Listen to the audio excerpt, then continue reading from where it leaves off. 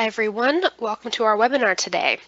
The topic for today's webinar is offshore wind transmission, lessons from Germany, and regulatory considerations for offshore wind transmission in the US.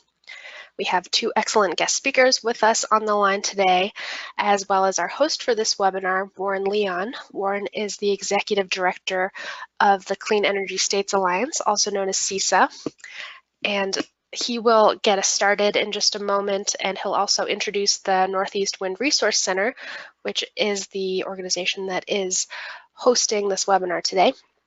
But before I pass it over to Warren and to our speakers, I'd like to go over a few quick housekeeping notes. All of our attendees for this webinar are in listen-only mode. You have a couple of options to join the audio portion of the webinar. You can connect via telephone, or you can call in. You can connect using your computer mic and speakers. If you'd like to minimize your webinar console, you can do that by clicking on the orange arrow button that you see circled here. You can also use that button to expand the webinar console.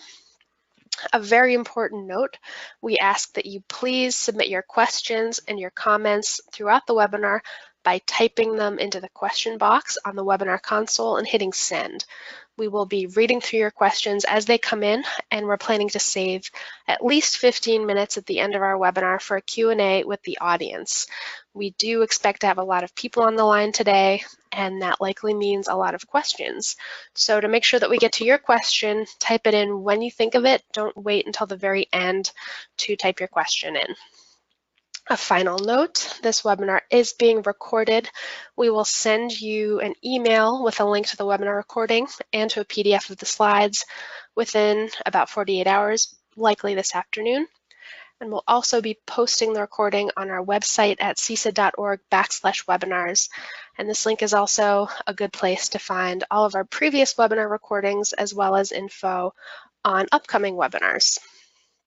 So with that, I would like to turn it over to our moderator and host for this webinar, Warren Leon. As I said, Warren is the Executive Director of the Clean Energy States Alliance. Hey, thanks very much, Samantha. This webinar, as Samantha indicated, is being hosted by the Northeast Wind Resource Center. This is one of 6 regional wind resource centers that were funded by the U.S. Department of Energy a few years ago to provide salient, unbiased information to the general public and to a wide range of stakeholders. The resource center that we ran focused on offshore and land-based wind in the Northeast, and it looked in terms of offshore wind to New England, New York, and New Jersey. And you can see a range of reports that we've published, and you can see webinars we've held in the past. We also do a newsletter on offshore wind, and if you want to get on the mailing list for that, you can go to the northeastwindcenter.org website and sign up for that. So let's go to the next slide, because we have a very good session arranged for today, and I want to get right into it. I'm going to introduce the first of our speakers. He will then give his presentation. I will then give an introduction to the second of our speakers, and he will do his presentation. Well, our first speaker is going to be Wilfried Breuer, and he is a manager in power transmission with 30 years of experience in this sector on a global scale. After graduating from the University of Aachen with a degree in electrical power engineering, he joined Siemens in 1989, and he worked on projects all around the world, in South Africa, in Mozambique, in Thailand, in the US, and in China. Since 2012, he has worked as managing director of TenneT Offshore, and since January 2014, he's also been a member of the executive management board of TenneT in the Netherlands. He will explain what TenneT is, and he's also going to give us a good overview of what's happened with transmission in Europe. So let me turn it over to you. Hello, everybody. This is Wilfried Breuer, and Warren, thanks for the introduction. My topic today is sharing some experience, what we have been doing in the renewables and energy transition in Europe as a transmission system operator in the heart of Europe. I would first like to give a short introduction who we are. After that, share experiences, looking forward, what the challenges we have, and summarizing the lessons learned as a stepping stone for the next presentation.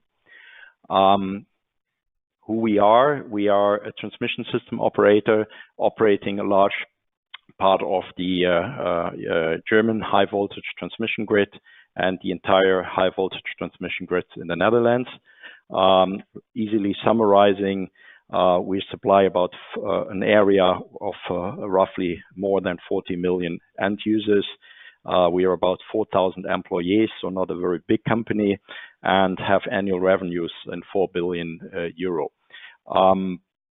I would like to make an additional statement to what is displayed on the slide, that our company is purely active in Europe. We have no intention expanding to the US, so there is no sales pitch in my sharing, and we have no intention becoming involved in what's happening in the US in terms of offshore wind.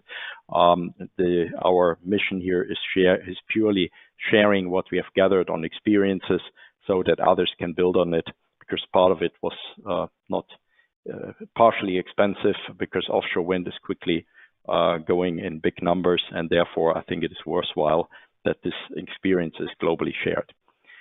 That's our motivation. Moving forward, what has qualified us for being so exposed to offshore wind is our topography here closer to the North Sea. So we cover with our supply area well 2,000 kilometers of coastline over the Dutch and German areas, having there a number of wind farms meanwhile installed, but also operating or constructing 4 interconnectors to neighboring grids by means of submarine cables, which is ongoing in parallel. Why we are doing this is because of the legal framework. In Germany, with the Energy Industry Act since 2006, the German federal government tasked the obligation to connect offshore wind to the respective grid operator onshore. So they simply extended the obligation we have onshore to provide a non-discriminatory free access to the transmission grid into the offshore zone. Not too long ago, 2016, the Dutch government followed that example and also appointed TenneT here as the grid operator at sea with the Dutch electricity and gas bill. By the way, a very similar regulation is also in place in Denmark and in Belgium, so it is not a very unique German experience. It's more, you could say, a continental Europe experience. Moving on, what has been the history here in terms of economics? If we look back 2010, the first offshore wind farm, or one of the first ones, Gemini in the Netherlands, in 2010 had a revenue of or an in-feed compensation of 16.89 cents per kilowatt hour, so fairly high, about 3 times higher than the average wholesale market price, so heavily subsidized. And over the years in Europe, the in-feed tariff and the subsidies have declined to a level of 2017 with the project He Dreiht in Germany, where it is stated zero.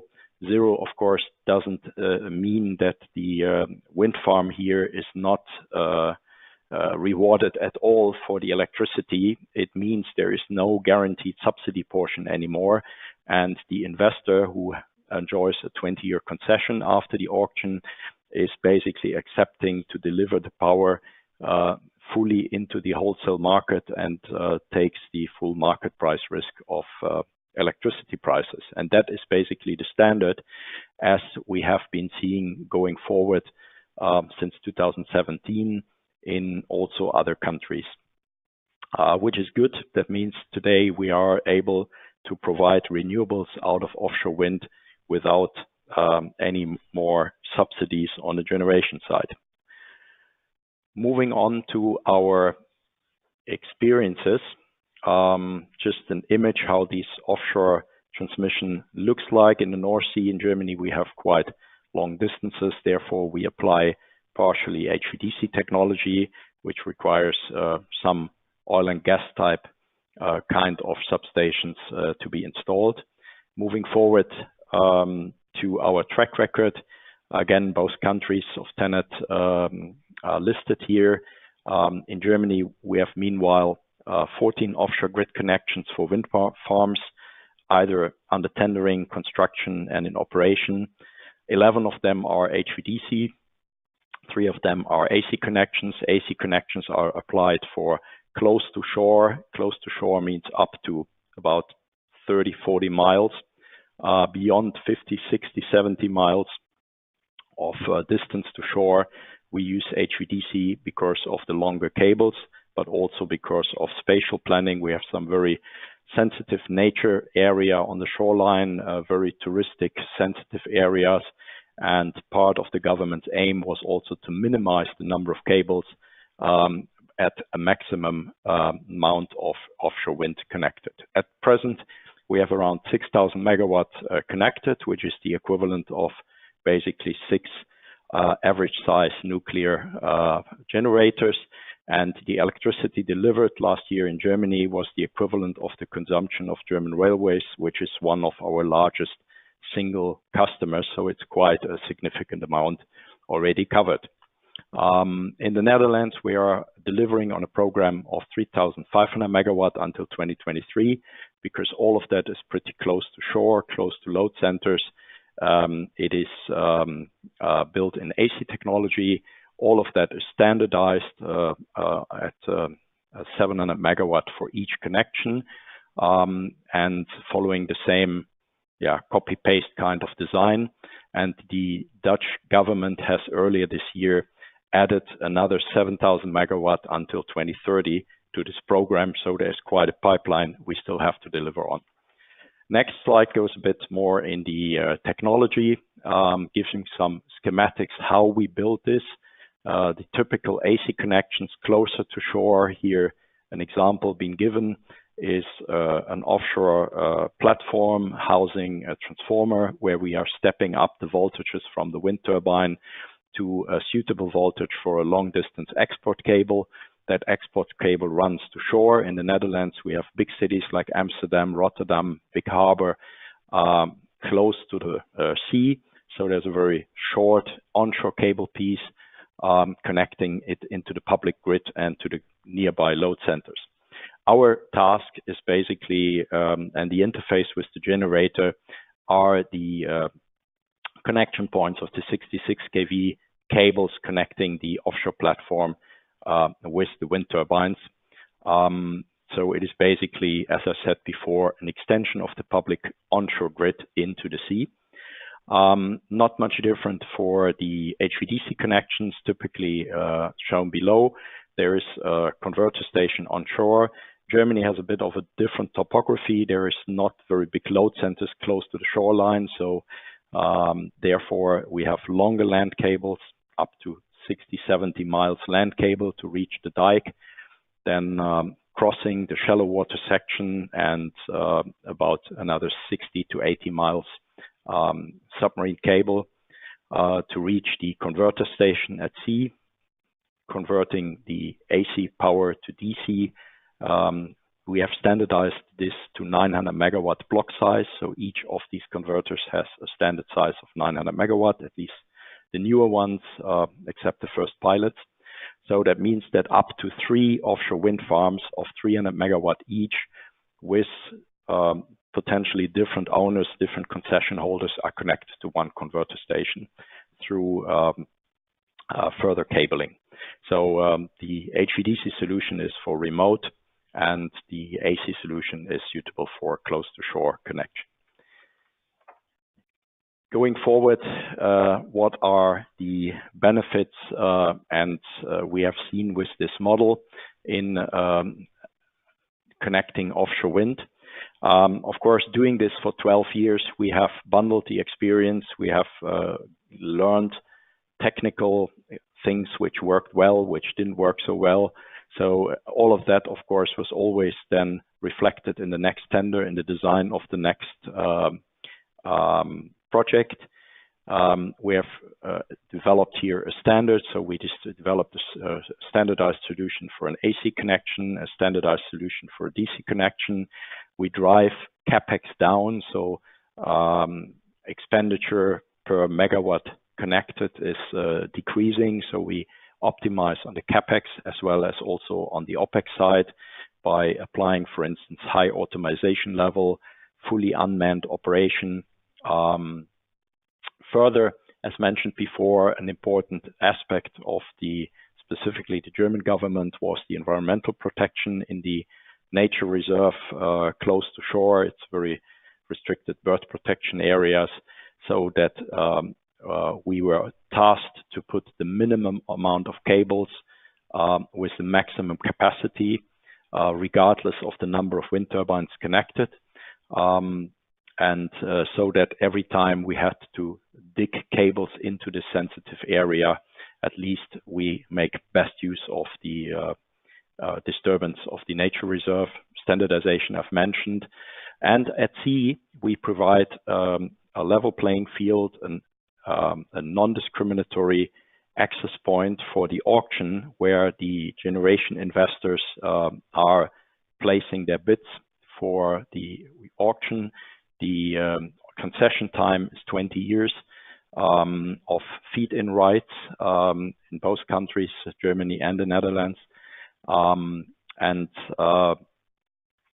We also, if you have seen on the earlier picture, we put two of these 900 megawatt blocks next to each other, connect them offshore with an electrical connection, building some kind of an offshore grid with a certain level of redundancy, not the same level of redundancy we have in the onshore grid, but a certain economic level of redundancy, which enables power transmission from offshore to land, also in case we have contingencies like the outage of one cable. Summarizing the lessons learned from the European offshore wind history, we would say large-scale offshore wind requires a well-planned integration into the energy system. It is not just pulling a cable to shore and connect it to the next best connection point. With 900 megawatt respectively, it also needs to be well planned that all this power reaches consumers who are paying for that, so that it is well integrated into the existing onshore electricity markets. Transmission, especially if you cross onshore, private land or sensitive infrastructure like railway lines or highways, need a lot of ahead planning. You are much faster erecting an offshore wind farm than an onshore transmission system. So ahead starting the transmission part is necessary to have actually both infrastructure, the transmission extension and the offshore wind farm ideally ready on the same day, but by our experiences, it is better the cable waits for the wind turbine than the other way around. Splitting generation from transmission is a golden rule in the onshore, in the European unbundling, and that has also proven to be a good lever to drive down the tariffs, the in-feed tariffs, the subsidy requests in the auctions for offshore wind, as I've seen before, to basically since 1.5 years subsidy-free market participation. And last but not least, a long-term planning is attracts investors. So if you know you're going ahead with 5, 6, 7, 8 gigawatt, tell it to the markets, because then the players can plan the infrastructure, potentially even plan local value add manufacturing or assemblies, and this is a lot more efficient than doing in incremental increase of the goals, which is then always seen by investors as a one-off and may not get the same attraction as a well-coordinated long-term program over 10, 15 years. I would like to close my presentation and my sharing of experiences here, and I'm very happy to receive any questions and answer them in the remainder of the time. Thanks. Hey, thanks very much. We're going to hold on most of the questions till after the second presentation, but I wanted to ask you one question that came in just so folks could envision this a little better. How far offshore are the collecting substations generally? In Germany, it's between 50 to 80, 100 miles. Have to always convert my kilometer thinking into the imperial system. The reason for that is that the close to shore area in Germany is very shallow and nature protected for seals, bird protection, but also touristic exploitation. And then comes a major shipping lane into the port of Hamburg, where we have to keep space for shipping, and there's no wind turbines allowed in this area. So the bulk amount of offshore wind exploration in the German part of the North Sea takes place north of the main shipping lane into Hamburg seaport, which gives that long distance of offshore cable. But as we also do not have big loads close to the dike, we typically have also 50 to 60 to 80 miles onshore cable to reach a connection point to the existing power grid, which is capable to absorb a 900 megawatts and distribute it into the public grid. Hey, thanks very much. There are more questions that have come in, but we'll get back to those a little later. I now want to introduce our second speaker, who is Mark Kalpin, and he's an energy, environmental, and natural resource attorney in Holland Knight's Boston and DC offices. He advises clients on the financing, development, and operation of energy, infrastructure, and natural resource development projects. He's represented companies before FERC, before the U.S. Bureau of Ocean Energy Management, before the EPA, the Army Corps of Engineers, and the U.S. Department of Energy, as well as before state PUCs, state environmental agencies, regional transmission organizations, and ISOs. He previously represented Cape Wind Associates and currently represents Ørsted Wind Power North America in connection with that company's proposed development of offshore wind projects. So let me turn it over to Mark. Thank you very much for that introduction, Warren. It's a pleasure to be here with everyone this morning. And Wilfried, thank you very much for the wonderful presentation that you gave. I agree that there are a number of excellent benefits associated with the approach to offshore transmission that is utilized in the European Union. And I think one of the challenges, though, that we have is how to adapt that model to the United States, given that there's quite a difference in the regulatory systems and the way that energy markets and transmission systems are operated here in the United States. So with that in mind, I think we'll just dive right in here and talk about some of the considerations associated with the development of offshore wind transmission in the U.S. And today I wanted to talk about some key considerations, the ownership structure and mechanisms associated for developing offshore transmission, the mechanisms for recovering the cost associated with it. One of the major issues here in the United States is the allocation of capacity on transmission, as well as open access requirements. Interconnecting to regional transmission organizations is a challenge. as is the coordination of permitting and construction. And after I review those, then I think I just want to talk about at the end just what that means for offshore wind transmission in terms of allocation of risk and the impact on the financeability of a project.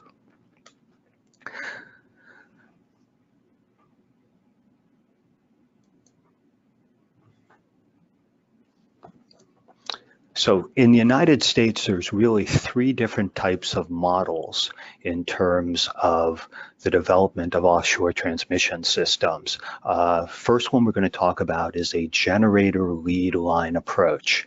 And that's the approach where the developer of offshore generation is responsible for building all associated transmission facilities necessary to deliver energy to an onshore delivery point.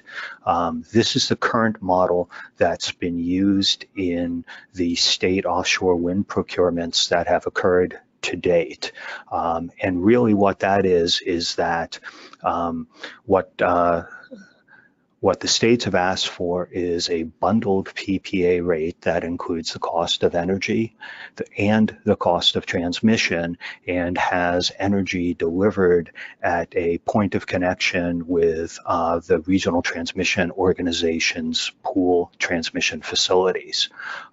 This approach ends up in very low risk to the electric distribution companies that are purchasing the energy, but there's always a question in terms of transparency of how much is the energy costing versus what's the rate associated with transmission. And I think as Wilfried correctly noted, that because the cost of transmission is incorporated into the cost of the project, it's much more difficult to get to a zero cost subsidy situation like they are experiencing now in the EU. In terms of open access and allocation of capacity, so transmission systems are regulated by the Federal Energy Regulatory Commission. Under the FERC's Order 807, there is a 5-year safe harbor that a generator lead line can be reserved for the generator's use before an open access requirement potentially kicks in. The interconnection process is relatively seamless for the generation company because it's responsible for interconnecting everything with the RTO, both its project and its transmission system, and it's responsible for all upgrades that may be required on the pool transmission facilities that are necessary for it to deliver its energy. The good news there is it's seamless for the developer. One of the challenges, of course, in contrast to the EU system, is that it really is a first come, first serve queue system in terms of hooking up to the RTOs. The other benefit of going with a generator lead line approach is, of course, you can coordinate permitting and construction, both of your project and of the transmission line, because under the offshore leases issued by BOEM, those leases include an easement for getting your transmission cable to shore.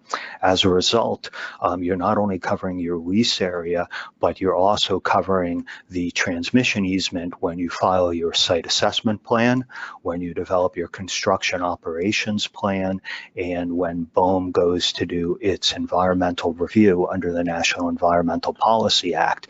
It's going to be able to look at all of that as a whole.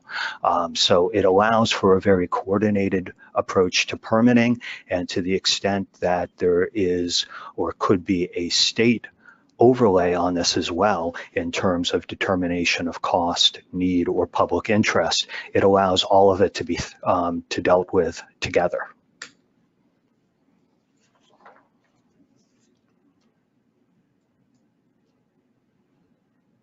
The next model that people have been talking about, got to go back one slide, sorry about that. The next model that people have been talking about in the context of some of the state procurements is the ability of independent merchant companies to propose their own transmission systems to connect offshore wind to shore. An example of that may be the ocean grid proposal that was filed by Barrick and has been proposed in the context of several of the state procurements. Right now, it's not been part of or accepted in any of the ongoing state procurements. And really what this is you've got an independent entity that is proposing to construct the transmission facilities between the generator and the onshore delivery point. It's cost-based, participant-funded rate recovery that's allowed by the Federal Energy Regulatory Commission. There can be negotiated rates as well as an allocation of capacity. The FERC over the last couple of years has really addressed this both in a series of decisions that are referred to as the Chinook four-factor analysis, as well as a final policy statement on the allocation of capacity.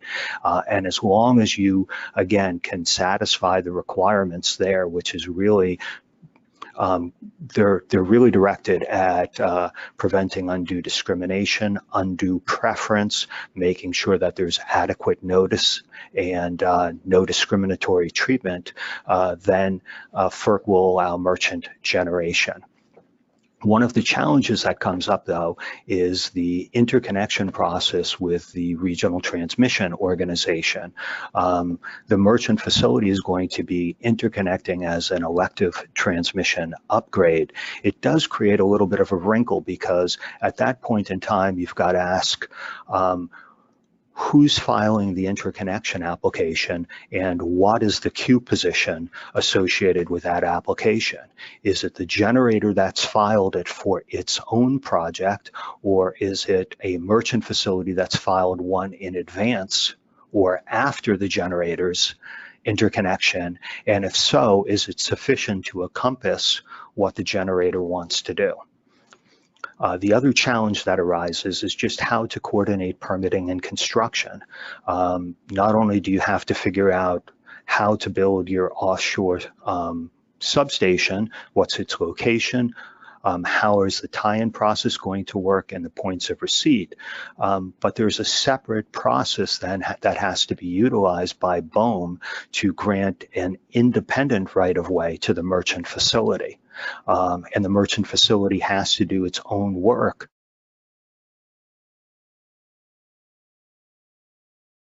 plan. So that does somewhat complicate the approval process and the NEPA review process and the permitting process for the wind farm as well as for the transmission facilities, because typically the agencies are going to want to consider both at the same time. And then I think the last issue to discuss, which Wilfried had also touched on, is the coordination of in-service dates. This is not a trivial issue. When entities are building offshore wind farms that typically will be in the billions of dollars, they need to know that those transmission facilities will be there when they're supposed to be there. And if they're not there, who is going to be responsible for paying potentially liquidated damages?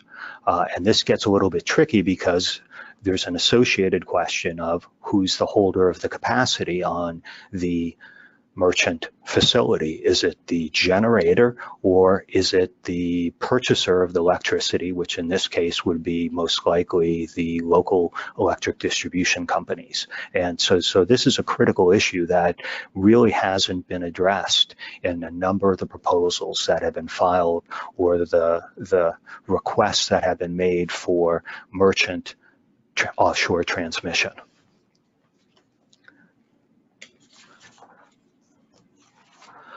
Finally, the third model, which is really probably the closest to the system in the EU that Wilfried discussed, is what I'd call Transco ownership, transmission company ownership of the system. It's a very beneficial model to implement because it is very close to the European model, but it's very difficult at the same point in time to implement. The benefit here is that it is really considered to be part of the RTO. Even though it's privately owned, it is subject to the operational control of the Regional Transmission Organization, and more importantly, you've got capacity that's allocated and cost recovery that occurs through the RTO process. So the benefit is you do have somewhat socialized cost recovery. The difficulty that we have here in the United States is that there's really only two ways to get a facility like this built. Is either it has to be selected through the Regional Transmission Organization's Regional Transmission Planning process, which hasn't occurred to date, and that was the process that the Atlantic Grid Connector tried to go through and wasn't selected by PJM, or you can try and go through the FERC Order 1000 Public Policy Projects process. And to date, there have been no facilities in the United States that have been authorized or built under that process.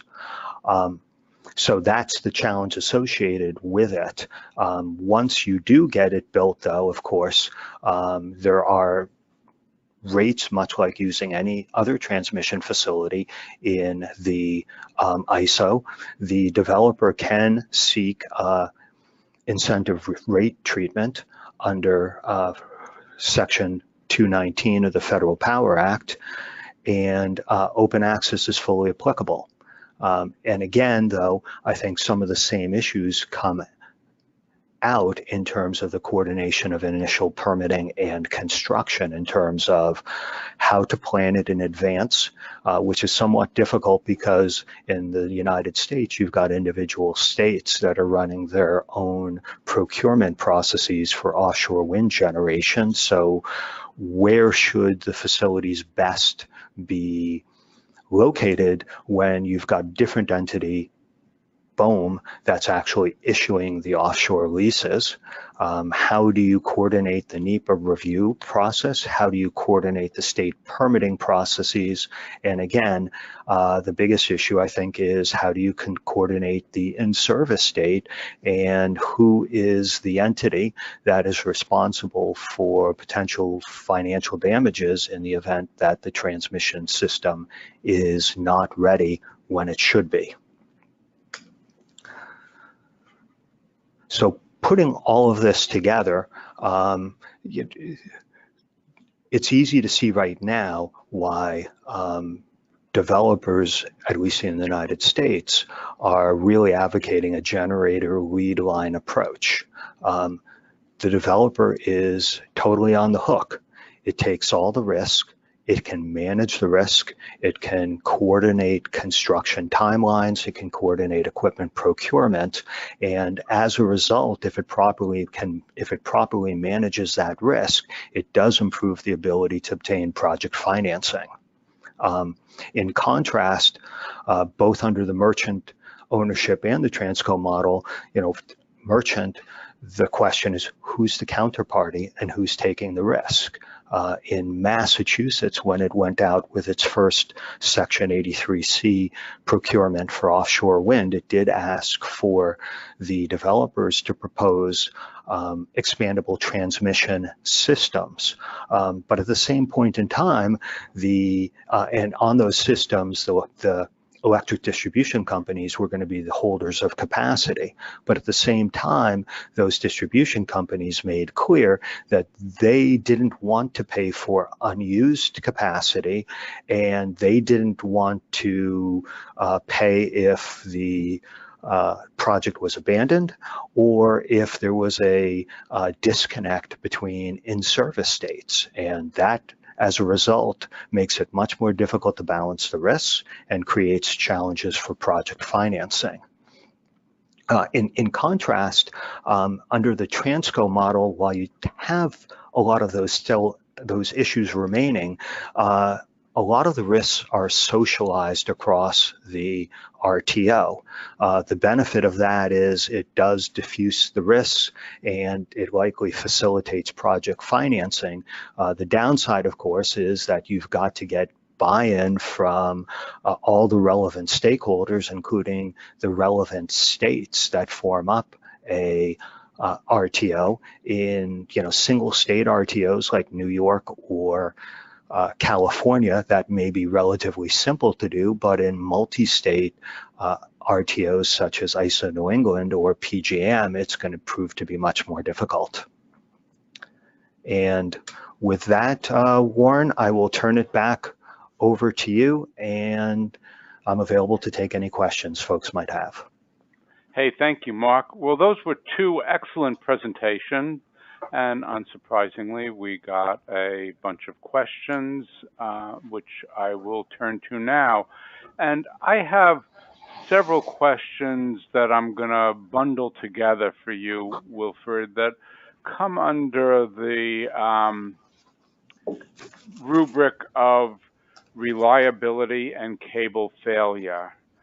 And I'll go through all of them and let you comment. One was, what is TenneT's experience with transmission cable failures and outages, and who pays for those issues? In other words, is TenneT able to recover the repair costs from customers? Let me actually just go with those questions first, and then I'll ask you a follow-up. All right. Let's first address the availability question. We do reach around 98.5% annual availability of the transmissions assets, and that includes already shutdowns for annual maintenance, which are required, and of course, which we are planning together with the generators at a time of expected low wind, so to not curtail the yield. So we are very satisfied with that. The regulatory expectation is 97%. That's basically what the regulator specifies. With 98.5 actuals, we are slightly above that. Of course, a single cable failure is the most difficult outage, because a cable failure at sea, you require a vessel to repair it, which is not always exactly next door.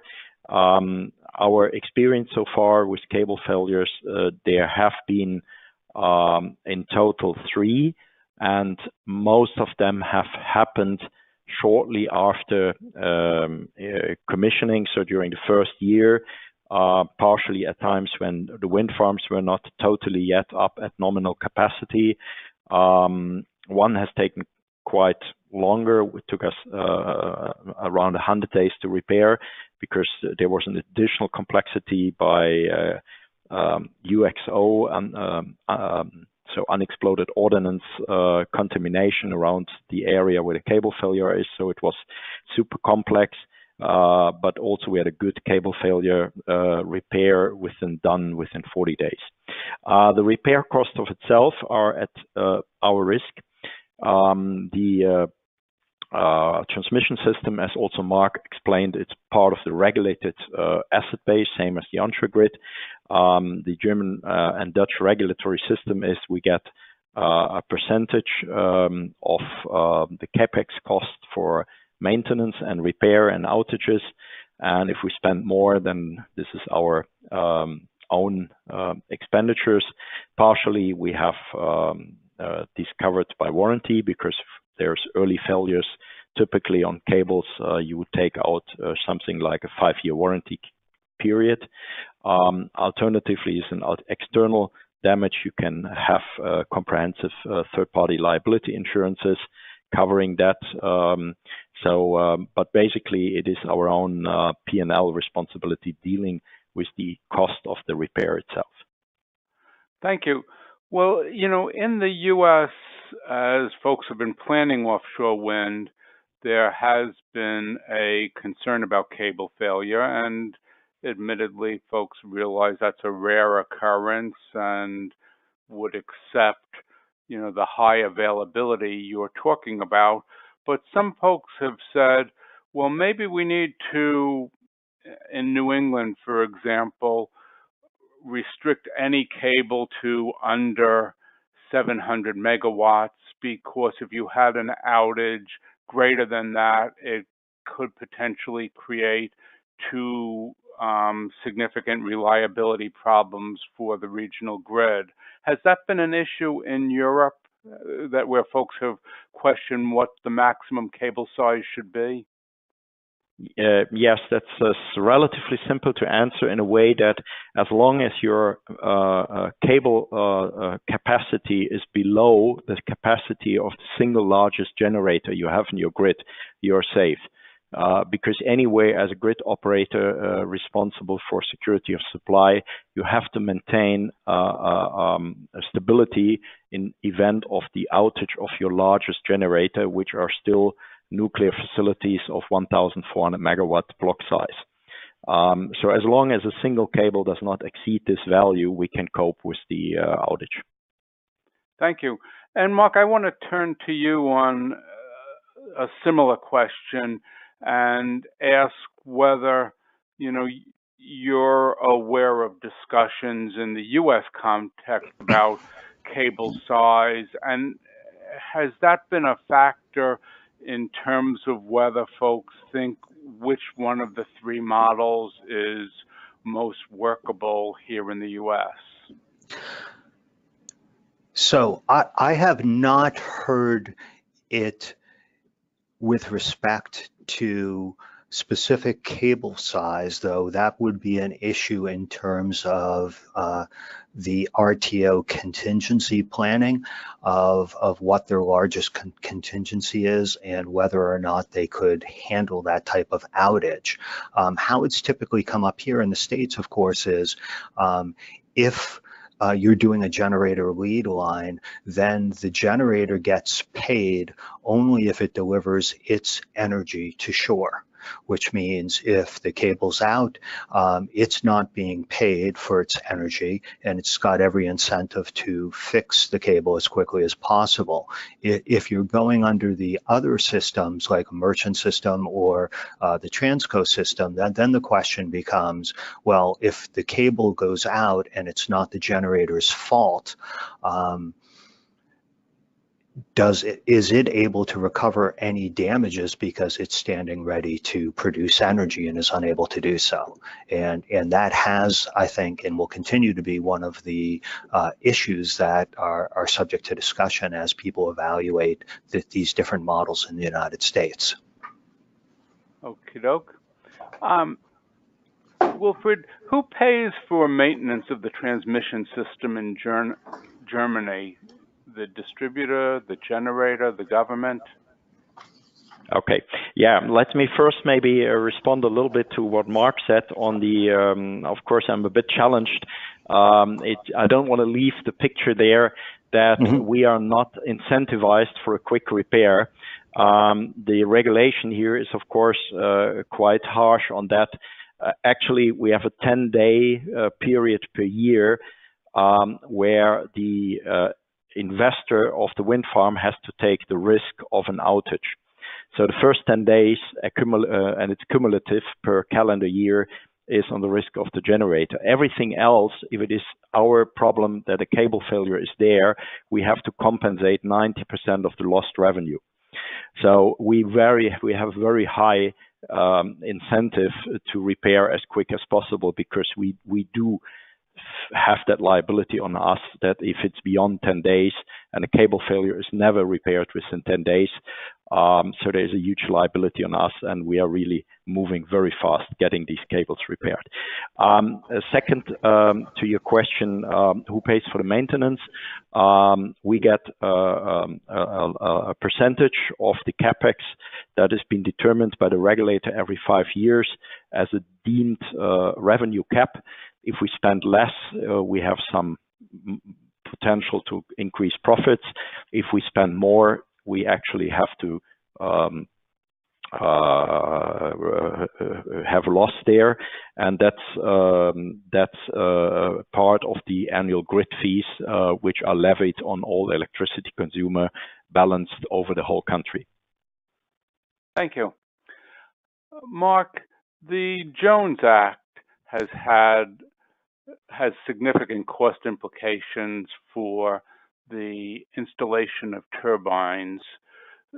Does the Jones Act have any implications for installation of transmission, and does it make one or the other of these three models more or less challenging?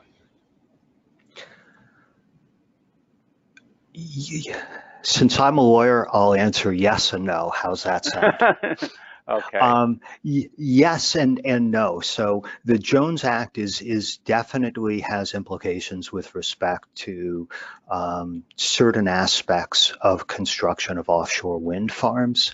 If you're working and on— Mark, actually, I should have said this in Yeah. my intro. If you could explain the Jones Act to people too. Okay, yeah. So the Jones Act is actually a terminology that's used to refer to a series of acts, but really what it deals with is if you're moving merchandise in coastwise trade in the United States between 2 points in the United States, you have to use a vessel that has been built in the United States, registered in the United States, and crewed by people in the United States citizens.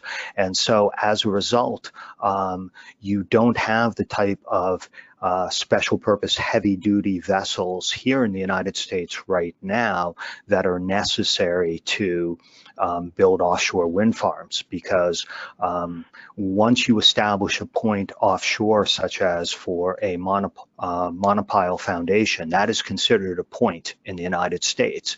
And when you begin to move merchandise, which is virtually anything, or even people, between the shore and the offshore installation, you now have to use a coastwise qualified vessel under the Jones Act. So that's the long and short of it. There are several exceptions.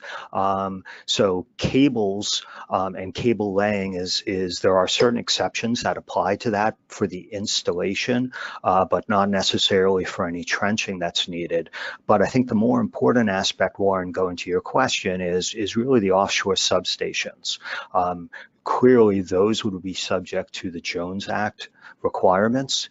There are certain ways to do delicate construction staging so that you can comply with the Jones Act, but still use non-qualified vessels. But if you're building, I think, an offshore wind farm, it's easier to source those vessels more economically if you're doing a larger project than just simply trying to do an offshore substation and that's it.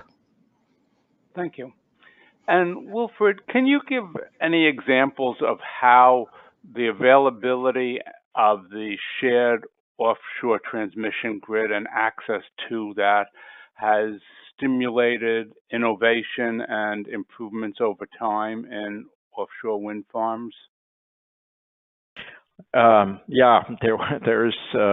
We would need another webinar for that to explore. There's quite some interesting ones. I'll just pick.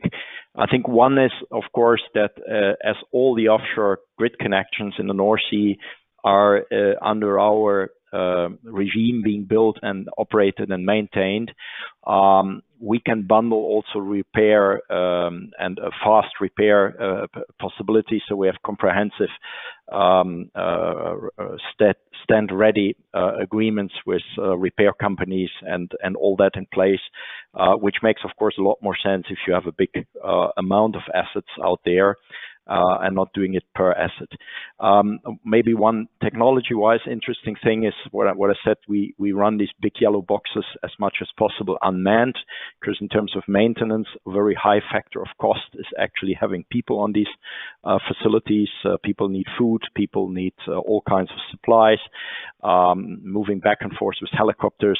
So we are developing now, and it's partially already at least in trial operation, for instance, automated robots moving autonomously through these platforms, doing regular maintenance checks by cameras, by sensitive microphones, by infrared scanning for temperature hotspots, which reduces the frequency and the amount of having people on board. Not that we are against human labor, but simply it's significantly cost reducing. And thank you. And what sort of redundancy do you recommend when it comes to cable laying? Yeah, it very much builds on the question before. The bigger the power rating of an individual cable is, of course, the more economic it is, because there is clearly economics of scale. So the more power you can get in one cable, the better it is. So therefore, we go to this 900 megawatt for DC for one pair of cable, which is quite high. We're potentially pushing that up to 1200 megawatt. But if you exceed your largest onshore generator, then the cable failure of an offshore wind park at full load becomes the leading scenario, and you would have to purchase backup reserve power for that purpose, which then reduces the economics of maximizing the cable. As we have both of these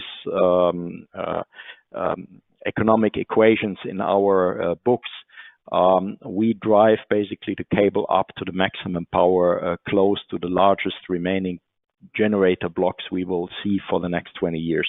That's more or less where we see the optimum of the economics of dimensioning the cables. Thank you. And Mark, I want to talk about regulatory changes. Are there any regulatory changes that you think could be or should be considered that would make a shared transmission model more attractive or more feasible? Or is it not likely that there are any simple regulatory fixes to overcoming some of the challenges? Well, I think, well, first off, that's an excellent question. I think that when FERC many years ago passed the Order 1000 process, it was trying to envision broader transmission planning that took into account state policy preferences. But I think what you need to move that forward in the direction of an European Union model is really then a consensus among the states in terms of, is everybody on board for socializing these costs through the ISO when, for example, it's only one state or two states out of a 5 or 7 state RTO that really want to go down the path of procuring offshore wind. And I think that that's, you're going to have more of a meeting of minds on a policy level between states that this is the way they want to go. And then I think it gets into, again, there's a slight difference, I think, as Wilfried pointed out, in terms of how the transmission systems are operated in the EU versus over here in the United States as well, where the RTO is just really responsible for operation and dispatch, but not really the underlying maintenance and construction activities as well. So I think until you have a situation where those can be aligned, it's going to be difficult to get to a more integrated model like they have in the European Union. Thank you. Well, I'm going to ask each of you in a minute. We're coming to the end of our time. We may run over a couple minutes, but I'm going to give each of you an opportunity to say any famous last words or say anything you would have liked to say but didn't get a chance to say. But before I do that, I want to thank both Wilfried and Mark, because you had excellent presentations and handled a wide range of questions very adeptly here. So I'm confident, I could see from the comments I'm getting, that people have really appreciated this webinar. So in terms of Any last thoughts for us, Wilfried? Anything else you want to say that you haven't had a chance to say up till now? No, I think I enjoyed really the questions and the opportunity to present our experiences. And I just want to underscore again that we're not here as missionaries for the European Transco model, and it's not one against the other. We just simply want to offer the experiences we made as a kind of first mover, also in terms of technology, optimizing CapEx furthers, OpEx cost furthers, grid reliability cost, primary reserve. With anyone who is interested, it's definitely, luckily, not going to be us who have to face the challenges in the US, which are apparently quite different because of the different heritage there. But we are really think we all want to save our climate here, and that's a global task. And if we made certain experiences there which are helpful, that you don't have to make them again, I think that's what we feel our responsibility to open the books there and share that. There's no IP on that, and there's no secrets. A lot of sweat and money is partially in that, and we're happy to share that with anyone who is interested, no matter who finally takes which share of liabilities, responsibilities, and investment tasks in the U.S. offshore industry. Well, that's a great perspective to have, and I know we at CISA really appreciate your willingness to share your expertise and share what you've learned there, and I'm sure others appreciate that as well. Mark, what are your last thoughts? Well, like Wilfried, I definitely appreciate the opportunity to participate. I've thoroughly enjoyed Wilfried's presentation, and I think the comments and questions were excellent. I certainly don't want to come across as a naysayer here. I definitely recognize and appreciate the benefits that have been realized in the European Union by the model that Wilfried has talked about. I think there's a lot going for that model, and as he correctly pointed out, I think it's there's just a disconnect between some of the regulatory structures that they have in Europe versus what we've got here in the United States. And I think we all share the same goal, which is, not only trying to save the planet and the climate, but also, getting offshore wind facilities built here in the United States. And so looking forward to whatever type of help, assistance, and guidance we can get from everyone or anyone as we move forward with that. Well, that's a good note to end on. So thank you both for your time today, and thanks to all of you who have tuned in, and we will have future webinars through the Northeast Wind Resource Center on offshore wind issues, and I hope you'll join us then. So thanks, everybody.